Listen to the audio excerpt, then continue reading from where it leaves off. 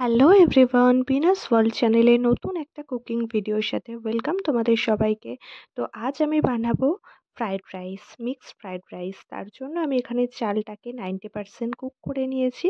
এবার আমি এর ফ্যানটা ঝরিয়ে সাইড করে রাখবো। এদিকে আমি কিছু সবজি কেটে নিয়েছি ফ্রাইড রাইসে দেওয়ার জন্য। এখানে আছে গাজর, বিনস, কড়াইশুঁটি, পেঁয়াজ আর আছে ক্যাপসিকাম। আর লাগবে ছোট ছোট টুকরো করে কেটে নেওয়া আদা কুচি, রসুন কুচি আর অল্প একটু সোয়া সস। এবার আমি চিকেনটা ম্যারিনেট করে রাখবো। এখানে চিকেন কিমা নিয়েছি অল্প করে, তার সাথে 1 চামচ সোয়া সস, ব্ল্যাক পেপার, রসুন দিয়ে আর নুন দিয়ে আমি ম্যারিনেট করে রাখলাম। আর এখানে আমি ইউজ করেছি সানরাইজের ব্ল্যাক পেপার। এবার চিংড়ি মাছটাকেও আমি সেম প্রসেসে ম্যারিনেট করে রেখেছি। এটা হলো সুগার পাউডার, তোমরা চাইলে নর্মাল চিনিও এখানে ইউজ করতে পারো। আর নিয়ে নিয়েছি আমি সল্ট। এরপর কড়াইতে তেল গরম হয়ে গেলে এর মধ্যে ম্যারিনেট করা চিকেনগুলো দিয়ে দেব। চিকেন দিয়ে নাড়াচাড়া করে ভালো করে ভেজে নেব। সেটাকে তুলে তারপর আমি ম্যারিনেট করে রাখা প্রনটাকেও সেমভাবে ফ্রাই করে নেব। এরপর সমস্ত ভাজাগুলো আমি তুলে নিয়ে সেম তেলের মধ্যেই অল্প করে কুচিয়ে রাখা আদার টুকরো, রসুনের টুকরো এগুলো দিয়ে ভালো করে ভেজে নিয়ে তার উপর আমি এবার পেঁয়াজ দেব। পেঁয়াজ কুচিগুলো হালকা করে আমি ভেজে নেব এভাবে। যখন ব্রাউন কালার হয়ে যাবে ঠিক তখন কেটে কেটে রাখা লঙ্কা কুচি, গাজর, বিনস, ক্যাপসিকাম আর দেব কড়াইশুঁটি।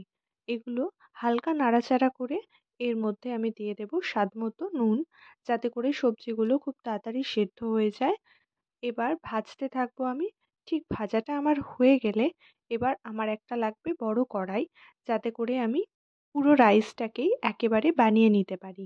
তো এর মধ্যে আমি তেল গরম করে গরম মশলা দিয়ে দিয়েছি।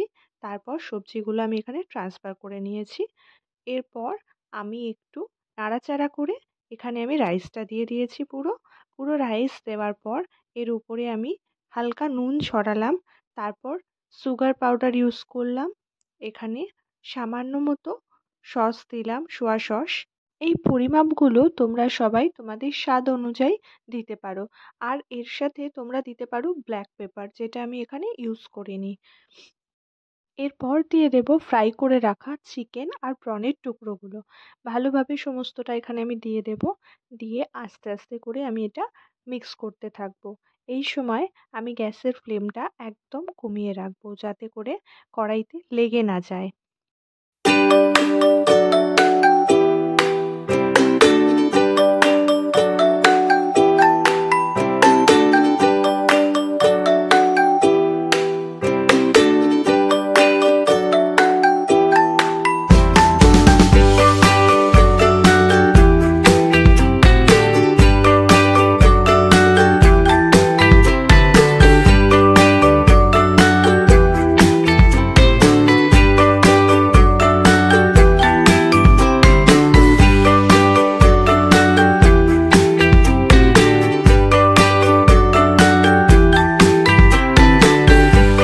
এখানে আমার ফ্রাইড রাইস কিন্তু পারফেক্টলি রেডি হয়ে গেছে সার্ভ করার জন্য।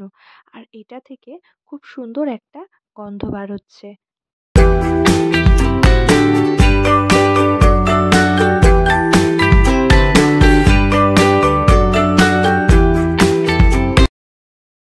আজকের ফ্রাইড রাইসটা আমি সার্ভ করেছি এখানে দেশি চিকেন দিয়ে। তো বন্ধুরা, তোমাদের যদি আমার এই ভিডিওগুলো ভালো লাগে তাহলে আমার চ্যানেলটা অবশ্যই সাবস্ক্রাইব করে দিও।